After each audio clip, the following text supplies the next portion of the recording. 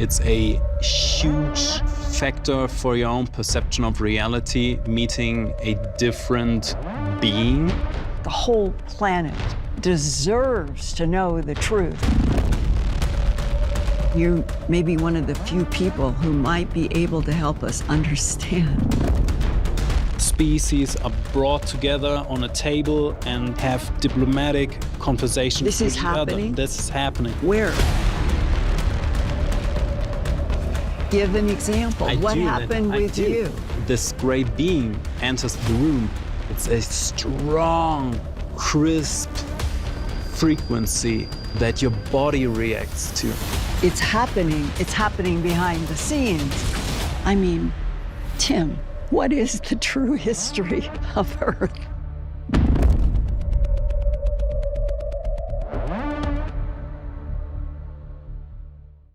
Hi, I'm George Norrie, and welcome to our Coast to Coast AM YouTube channel. Have fun, tell your friends, and share us with everyone. You can also find us on Facebook, Twitter, Instagram, TikTok, and Coast to Coast AM's mobile app.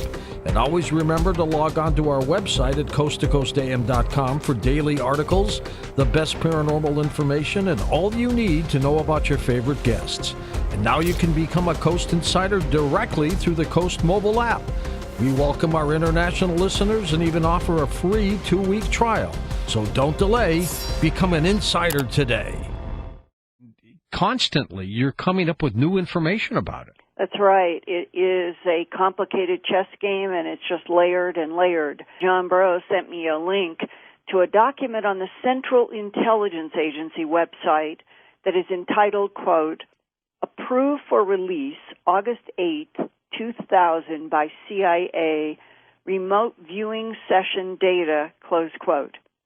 The title page lists the remote viewer as LB. The actual site target is Rendlesham Forest Incident.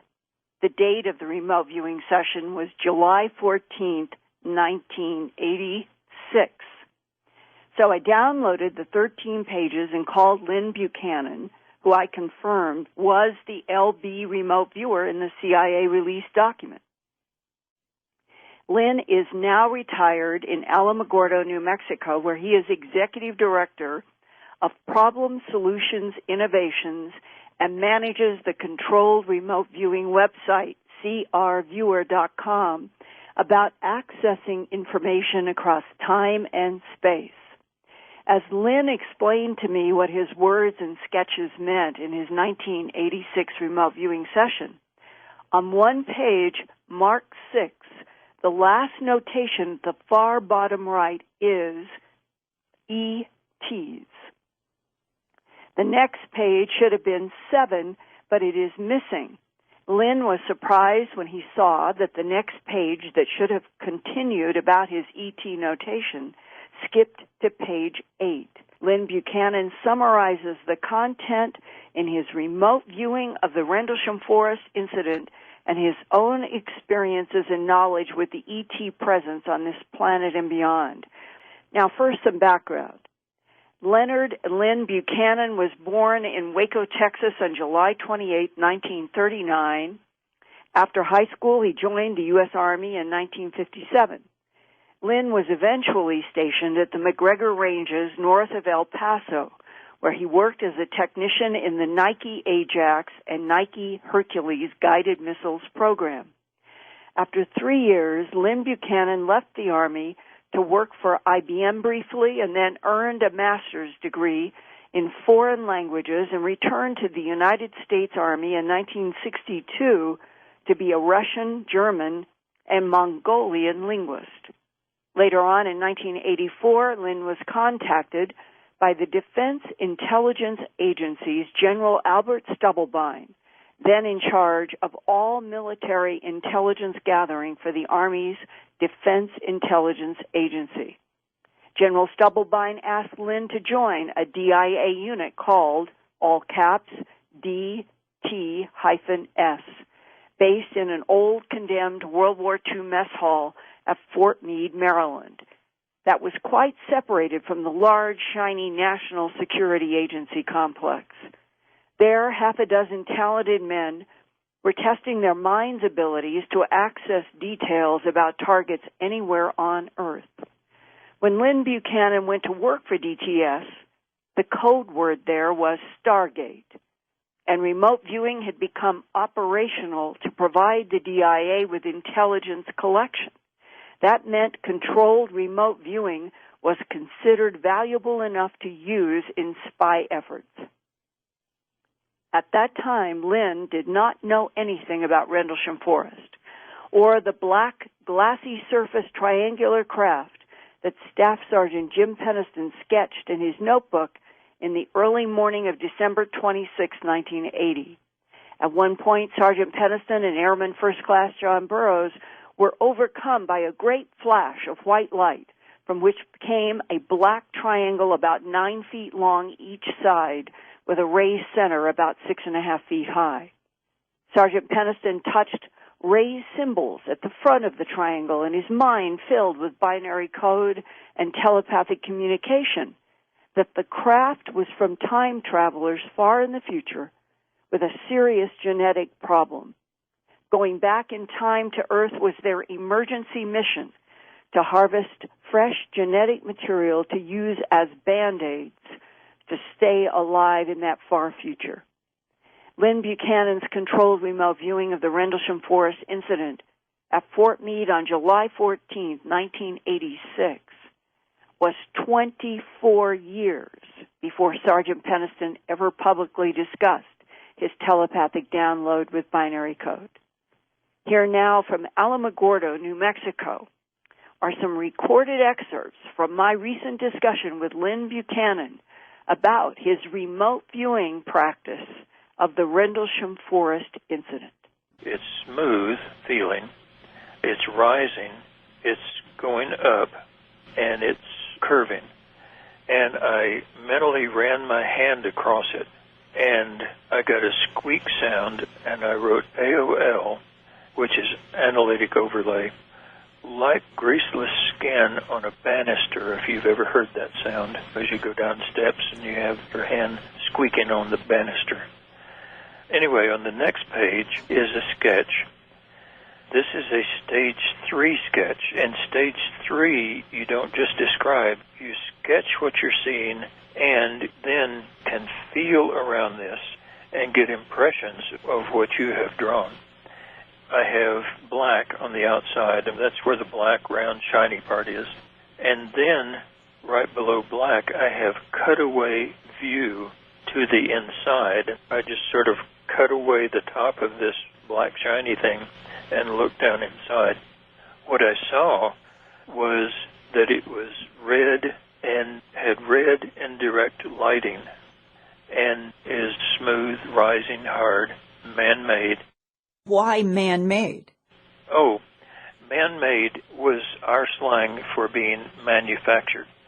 And so you have natural and man-made, but the man-made doesn't mean human or man. Like if you have an ant pile, the dirt is natural, but the ant pile and the ant hole is manufactured by the ants, and so we would just say man-made. And so whatever this thing was, I knew that it was manufactured. It was not something natural. I'm no longer in that area that has the dim red lighting. I'm now in yellowish lighting that's very dim and it's dull. And I'm in a curved place that's empty, and I realize that I'm in a passage now. I'm inside this thing. It's dark, it's noisy, it's empty. So I got that the driver of this vehicle is not in the vehicle. He's somewhere else. Like this object that you are remote viewing in Rendlesham Forest could be a drone that is not manned, but that the intelligence associated with this is somewhere else. Yeah, that's what I mean. And that's when I got AOL break. Oh, I'm viewing ETs. So move me back to the place with the yellow light. That's when I got an incubator. I definitely realized that this young person, whatever, was in the place of the yellow light and that it was an incubator. Putting my analyst hat on, I would tend to say from this one session that this craft was looking for an ideal place, and once it found it, that incubator would open up and provide a living space for whatever was in it. And you mean that the incubator in the black glassy craft, which is the outside version we have from the Pennison drawing, it would then deposit the extraterrestrial life forms in the incubator in a site on this planet to grow into whatever those extraterrestrials are. That would be the analysis of that one session, yes. Now, you did other remote views on RAF Bentwaters later on. What did you learn there, and how do other remote viewing sessions you did combined with this first one add up? I was tasked not with the interior or anything like that. I was tasked with finding the power source. In fact, I still didn't know really what the Bentwater thing was. I got the propulsion system was a very small, enclosed thing that didn't really hook up to the craft, but was in some way providing a field of energy around the craft. And it was in an enclosed container type thing. When I was told to mentally move into the container to find out what was going on, I was not able to do that. And this is the black box that you encountered in that very first July 14th, 1986 remote viewing. You didn't know where you were at the time, and you didn't know what it was. But when you were trying to see below the red light, when you went into the interior, you encountered this black box. That was it, yeah. And this box, this energy-type box, has come up in several other things. I know I was given the task of how the Coral Castle stones were moved, like Sacsayhuaman, that has, I think, 100-ton stones. Sacsayhuaman is in Cusco, Peru. Yeah. I've been there, and they're perfectly fitted together, these huge stones in rectangles. And there was a tasking about how those were moved. I've heard a lot of people say those were moved by sound and all that, but that's not what I got in my remote viewing session. I got that there was some kind of an object that emitted energy that could surround something and make it to where you could just pick it up. Right, it would neutralize gravity. Yeah. I had a task one time of the Utsuo Bune, which was an ET that landed in northern Japan in, I think, 1802. In that case, this female-looking being came out of the ship. She carried this box with her, and she never let anybody have this box. Itsurubune in Japanese means empty ship. The ship was open, and the people got in. They never could find a motor or anything that would make the ship move. And I think the box, whatever was in the box, was what made the ship move. Well, now we're talking in 2015, and you have accessed the extraterrestrials in controlled remote viewing more than once. What is your summary of the non-humans interacting with this planet, and why? While in the military, I was asked to do a survey of the material that never made it into the Blue Book because, they couldn't deny it. So they couldn't call it swamp gas. It was too real and proven. I got access to this and was asked to do a paper specifically on perceived psychic ability of the ETs as it relates to our ability. How psychic are they? And what I found was that there's not us and them. There's us and them and them and them and them and them and them and them. There are no telling how many thems out there, each with their own agenda. The end report that I gave was that all of the ETs, when it comes to psychic ability, can be broken into 4 different categories. You've got the friendly and unfriendly, and in each one of those categories, you've got the psychic and either not so psychic or not psychic at all. Now, in each of those 4 categories, you're going to have psychic grays who like us, psychic grays who don't like us, non-psychic grays who like us, non-psychic, and so on. And so you can't fit any one category. I mean, when it comes to the grays, There are grays from one place, grays from another place, grays from another place, and so on. There are just countless thems out there. But within each of these four categories, I had the non-psychic ETs who are friendly to us, and they're here for trade. Well, if it's one way, what are they taking? I happen to know the guy who's in charge of the technology transfer, and last time I saw him, he was kind of chuckling. He said, we're taking the stuff that they gave to us, improving it, and finding more uses for it, and making new stuff out of it, and now then they want that stuff, so they're trading us more stuff for what we improved that they gave us. This trade is with friendly grays? No, with friendly ETs. All different types of ETs. I like this story. Well, this is really an extraordinary step, and there's so much. I've got 3 parts at Earth Files now that lay out all of the 13 pages, so you get to see the original remote viewing that he did at Fort Meade for DIA on July 14th, 1986. You get to see the original pages. And it was while we were doing the interview, George, that Lynn, who has his own original copy down in Alamogordo, he said, Linda, one of the pages is missing. And the page that is missing is right after, at the lower right of the corner. You can see it at Earth Files. You can look through the documents. It says E.T.S.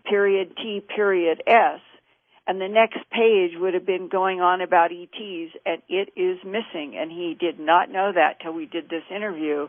It'd be so interesting, and he doesn't remember specifically what was on that page, but as you continue to unfold, the idea that there would be advanced civilizations running up against genetic problems that has surfaced constantly over the last 30, 40 years, and that they would be sophisticated enough to have, let's say, triangular ships that are self-activating software, self-activating hardware, that could go out to various planets that they had already decided that there was enough water and enough light and enough everything, and that they were looking for territory in which to extend the life forms because on their own planets there was a problem. And that's what Jim Penniston allegedly got in 1980. And now Lynn did this remote viewing session, which we just all learned about for the very first time. Mm-hmm. And he's getting this impression of an incubator inside of this craft.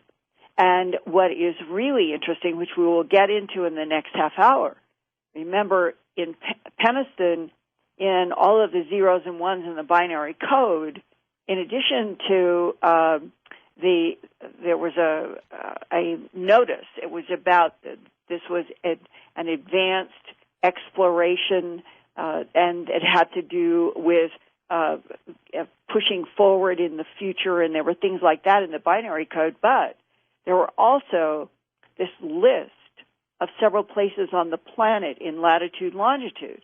Now, talking with Lynn, as you will hear in the next half hour, it is possible that this was, whether time travelers or ETs, looking for a place on this planet where this craft could deposit whatever is in this incubator to begin extraterrestrial life on this planet and other planets. Lynn described a project that he worked on that divided the many different types of non-human intelligences interacting with this Earth by these 4 categories: psychic greys that like humans, psychic greys that do not like humans, non-psychic greys that like humans, and non-psychic greys that do not like humans.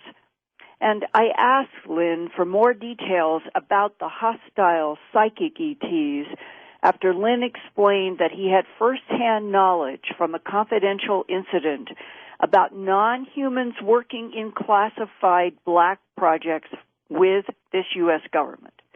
And Lynn has personal knowledge of friendly ETs who abducted him, he thinks, to harvest antibodies for an alien medical project. Here now with more information about the ETs in the hostile psychic category is Lynn Buchanan. The hostile psychics just want us dead, and I couldn't figure out why. What was their motivation? I was working for another unit completely that wanted an assessment of the psychic abilities of ETs, and I found that they fit into these 4 different categories, and this one incident gave me the understanding of why the psychic ones want to help us and why the psychic unfriendlies want to just wipe us off. Okay, so the friendlies want to help us. Why? They have little range. Their ship comes in, they have to get right over you in order to mesmerize you, to abduct you, and freeze your mind. Why would they do that if they're friendly? Both the friendly and the unfriendly have to get right up on you. They have very little range, but they have very high psychic power. That's why their ship has to get right up over you. The friendly ones abduct us, too. Why do the friendlies? I know in my abduction, it was a medical group of ETs. But back to the paper. The reason is that our psychic ability is very weak, but we can see across the universe as easily as we can see across the room. In remote viewing, you mean? In remote viewing, yeah. Not only in remote viewing, but our natural psychic ability. That we have a bigger range than the extraterrestrials that are coming here and are naturally telepathic. That's right. They have stronger ability at close range. If they're not right over you, they don't have any psychic ability. Their range drops off immediately. If we develop our psychic ability to their strength and can see across the universe and across time, the friendly ones want to be on our side. And the unfriendly ones, they want to prevent us from ever doing that. And so their answer is just kill us all. Because we will be a force in the universe to be reckoned with if we have that ability and can see their plans ahead of time and space. If there are hostiles, you mentioned that we have some kind of weapon that we aim at the hostiles. Most people don't realize they've already seen it on TV. What? There was a video taken out of the window of manned space mission that we had where this light comes toward the Earth, and there's this beam that shoots across, and that light object turns around and zooms back out of the picture. You're saying we have a beam in video or photographs from the ISS? Yeah, it's been shown many, many times on TV. Why would humans have anything that would repel hostile extraterrestrials? Because we've met them and found out they're hostile. But how would we have technology that could repel something that is advanced beyond us? We're pretty advanced ourselves, and we have been making trades. So that some of the technology that we have is coming from friendly ETs that want to help us be able to repel the hostiles. Yeah, or that just want to make trades. You said that the hostiles get here by accident. What does that mean? The non-psychic hostiles. Remember, these are 4 categories of thousands of thems. The non-psychic hostiles don't come here because they don't like us. They don't want to deal with us. What would cause an accidental landing or encounter here on Earth? Well, they're not totally infallible. They punch in coordinates. They can punch in coordinates wrong, too. This was explained to me by the guy in charge of the technology transfer. We found out long ago that if you blow up something, it moves things.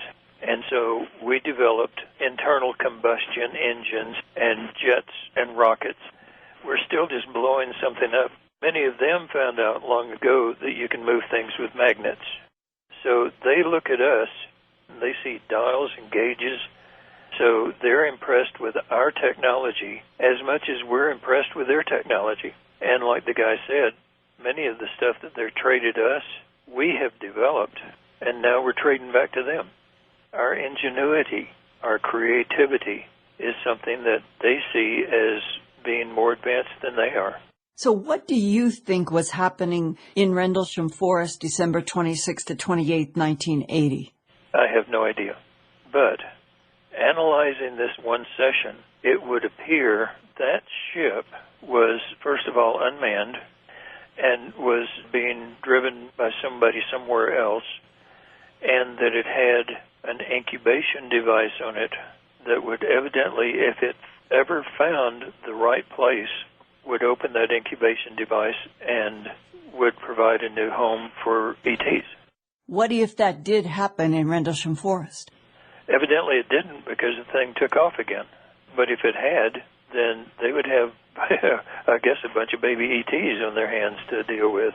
But they might have gone to another place on the planet exactly for that reason. Yeah, that's true. Uh-huh. Those latitude and longitudes of places like Caracal, Belize, and the doorway of Apollo in Naxos, Greece, Sedona, Arizona, China, around the planet, there must have been a reason for why those latitude and longitudes were downloaded in Jim Peniston's mind, and he wrote them in his notebook. And this is exactly why I say they were looking for a new place to live. Belize, the description of everything that I found here, green, warm, and moist.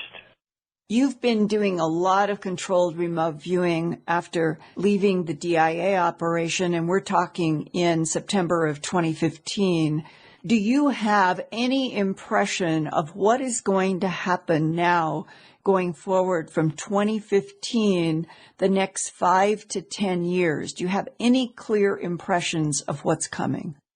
Well, yeah, I had been tasked several years ago to look at December the 21st, 2012, and I saw that it was just going to pass unnoticed, but that actually it was a tipping point. We could have affected our own future and the future of our planet before that point, but beyond that point, it was a tipping point. And after that, nothing we can do will change the climactic problems, will change the ET problems, will change anything. We're now just sort of on a downhill slide. I found that in 2050... 2050. That's right. We have a largely agrarian society with very few cities, and especially almost no large cities. That's only 35 years from now. Yeah, and that the population is very greatly reduced. What would cause this? I was wondering if there was going to be a war, and I had looked in that, and I found no, that there will be a large killing off of people, but not as a military war. What does the killing? I did go into this with many, many sessions and also connected with the people who have the detailed data and information. To my surprise, their projection is the same. If there are extraterrestrials who don't want us to live, who would like to see all humans die, and then there are friendly ETs involved with the human ET hybridization program, doesn't that mean that both the perceived friendlies as well as the hostiles both want the same thing? They want human Homo sapiens sapien replaced or annihilated? From what I've found, it's only one specific type of ET that has mixed with humans successfully and has been mixing with humans for centuries and centuries. That is the type that will take over. Are they the tall, skinny ones? No, what the ETs look like, they look like grays, they look like tall Nordics, they look like insects, they look like reptiles. And that paper that I did split all of them into 4 categories purely on psychic ability. Nothing else. Not the way they look, not the type they are, not the species or anything else. And whether they were friendly or unfriendly. That mattered in the situation. The part that is so confusing, Lynn, is if there are friendlies who are trying to help us become more psychic so that we are stronger against the hostiles, why wouldn't those friendlies be an ally in this future so that humans would not be killed off? That's why they're trying to develop us so that we will be friendly to them if we ever get out into space and take our place among the space community. Whether we're going to do that or not, I don't know. And now, having heard all of this, and you go back to the latitudes and longitudes that Prometheus Productions, working with their binary code analyzer, and me, Linda Howe, working with an astrophysicist and another scientist, and we all came up with these latitude longitudes, that the original, we'll call it the text part of the binary download into Peniston, said exploration of humanity, and then there were numbers, and then there was a latitude longitude, which there has been a lot of controversy about whether the astrophysicist was right. He insisted it was at the Town Hall Centre of Woodbridge, Suffolk, England, which is where R.A.F. Bentwaters, Woodbridge, and Rendlesham Forest were, or and further to the west in the mythological High Brazil area of the Atlantic. That has always been a question mark. The next line was continuous for planetary, probably advance or advancement. Fourth coordinate, continue, and then letters, and it doesn't make much sense. But it then goes into Caracol, Belize, Sedona, Arizona, the Great Pyramid in Giza, Egypt, Nazca Lines in Peru, Taichung in China, the portal or door at the Temple of Apollo in Naxos, Greece.